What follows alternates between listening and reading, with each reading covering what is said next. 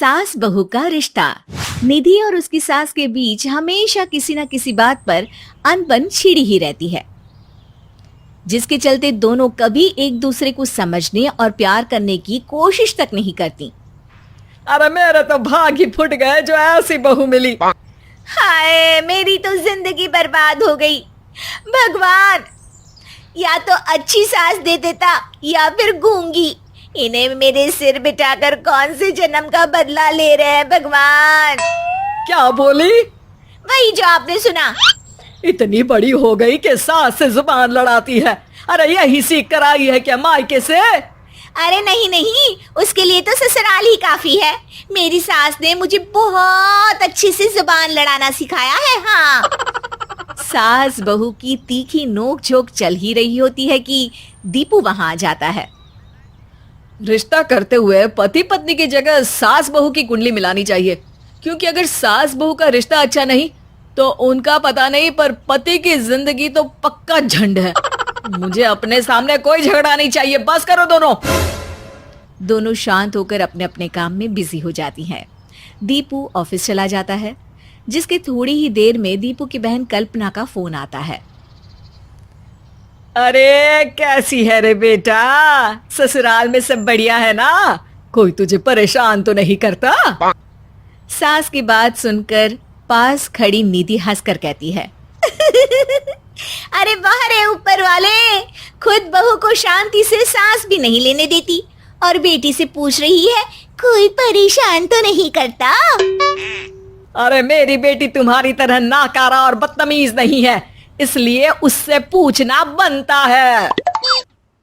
तो उनकी सास भी आपकी तरह नहीं होगी, इसीलिए उन्होंने कुछ बोला नहीं। और इसी के साथ एक बार फिर दोनों सास बहू के बीच तानों का युद्ध शुरू हो जाता है। फिर कल्पना कुछ देर तक तो फोन पर सुनती रहती है, पर जब दोनों चुप होने का नाम तक नहीं लेती तो वो चिल्लाते हुए बीच में बोलती है, अरे बस करो, यह फोन कान पर लगाए। जब मुझसे आप दोनों की बातें सुनी नहीं जा रही तो मेरा बेचारा भाई न जाने किस हाल में होगा। अरे ये सब तेरी भाभी की वजह से है बेटा। तो माँ, आप भी कुछ कम नहीं है। आप दोनों को ही अपना रिश्ता सुधारने की जरूरत है। मैं एक बाबा को जानती हूँ जो रिश्ते सुधारने में एक्सपर्ट हैं। आप दोनों उनके पास जाइए। ना जी ना, मैं ऐसे ढोंगी बाबा में नहीं मानती। देखा, कहा था ना। अरे ये तो हमारे घर में शांति चाहती ही नहीं है। भाभी, एक बार ट्राई करके तो देख लो। इस पर निधि मान जाती है और अगले ही दिन दीपू के ऑफिस जाने के बाद दोनों बाबा के पास पहुंच जाती हैं। सास बहू के बीच रिश्ता कुछ ज्यादा खास नहीं है। हर समय तू मैं चलती रहती है। हाँ जी हाँ, बिल्कुल सही। आप तो बहुत ज्ञानी है बाबा जी। तो पाई सुनो, बहू को साफ और सच्चे मन के साथ सास को 12 लाल और 12 हरी चूड़ियां भेंट करनी है। बात भेद अपने आप कम हो जाएंगे। बाबा का उपाय सुन अगले दिन निधि सास को चूड़ियां भेंट कर देती है, लेकिन इससे भी उन दोनों के बीच कुछ सही नहीं होता। अरे पक्का इसने ही किलस कर चूड़ियां दी होंगी, तभी कुछ नहीं हुआ।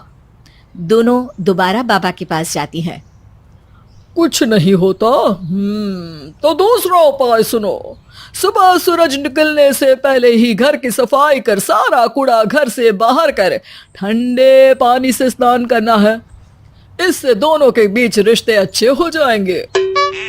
अरे इतनी जल्दी मम्मी जी ही उठ सकती हैं? ये आपको ही करना पड़ेगा। मैं अकेली तो लड़ाइयाँ नहीं करती ना। बाबा का उपाय मानते हुए अगली सुबह से सास जल्दी उठ सूरज निकलने से पहले घर की सफाई कर ठंडे पानी से नहाने लगती है।